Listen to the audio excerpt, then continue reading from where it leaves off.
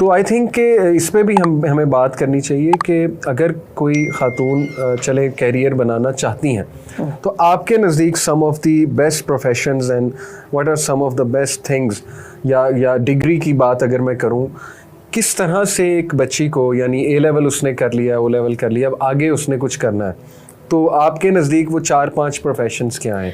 पहले मैं आपकी उस बात की तरफ को दोबारा पॉइंट आउट करना चाहूँगी। आपने बड़ी एक ज़बरदस्त बात की है कि हैरेसमेंट, आपने तो खैर इसको एक फिनोमिनन की तरह से दिया, लेकिन मैं आपको ये बताऊँ, हम ख़वातीन को एक और बात समझनी पड़ेगी।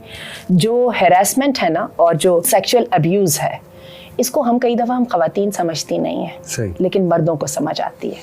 ठीक है, बेटों को भी समझ आती है, भाइयों को भी समझ आती है, बापों को भी समझ आती है। यही वजह है कई दफ़ा बेटे भाई बाप कोई बात करते हैं तो बहुत गुस्सा चढ़ता है, अब आप अब्बू ऐसे कह रहे हैं और ऐसा तो नहीं है ना वगैरह। ऐसा नहीं, ऐसा ही है। जो मेंटालिटी एट वर्क देयर है ना, उसका मर्दों को पता चलता है। और यही वजह है कि वन ऑफ द रीज़न जिसकी वजह से मर्द अपनी औरतों को इजाज़त देने के बावजूद अप्रीहेंसिव होते हैं, वो ये रीज़न है कि वो देख रहे होते हैं कि वो एनवायरनमेंट सेफ नहीं है। और ये जो है, ये मैं आपको बताऊँ, अल्लाह ने औरत की इज्जत का जो मुहाफिज है उसको मर्द को बनाया है। ये ना होता तो मेरा ख्याल है शादी के इंस्टीट्यूशन की जरूरत ही नहीं थी। ये इतनी बड़ी बात है। मैंने बहुत देर इस चीज को बेवकूफ़ी में डिफाई किया है, लेकिन जब मैंने अपने छोटे छोटे बेटों को जब देखा उसी माशाल्लाह प्रोटेक्टिव उसके साथ, तो फिर मैंने अपने आप से कहा कि रिव्यू करो अपनी सोच को। और ये इट इज़ देयर।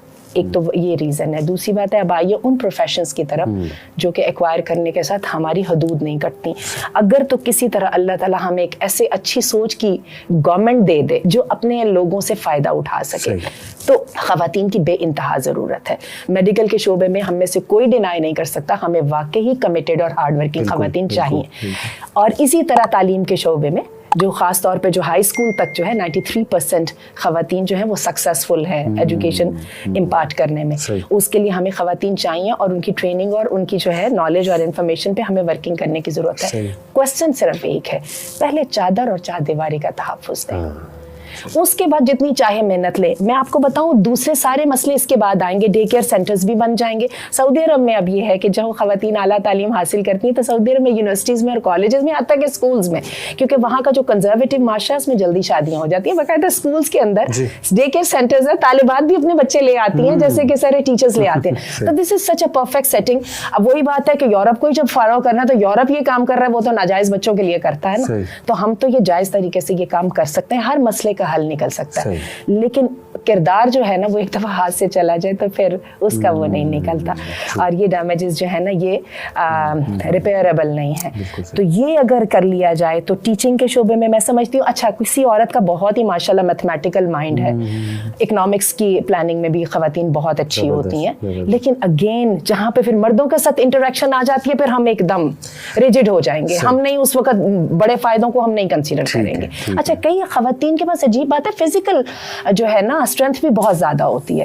अगेन हमारे रूल्स वही रहेंगे, फैमिली फर्स्ट और दूसरी बात है हिजाब सेकंड, फैमिली सबसे पहले। ये बल्कि ठहर जाइए, हिजाब को पहले कह दें क्योंकि वो पहली ऑब्लिगेशन है, फैमिली कम्स आफ्टर। बिल्कुल ठीक। ये दो चीजें जो है ना इन पे कोई कॉम्प्रोमाइज नहीं होगा।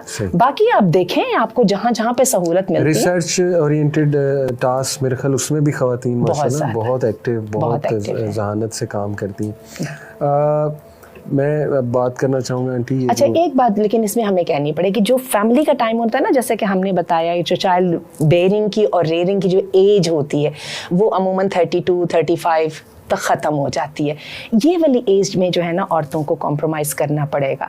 इसमें यह है कि करियर को या तो स्टॉप देना पड़ेगा या फिर सेकेंडरी हैसियत में लाना पड़ेगा।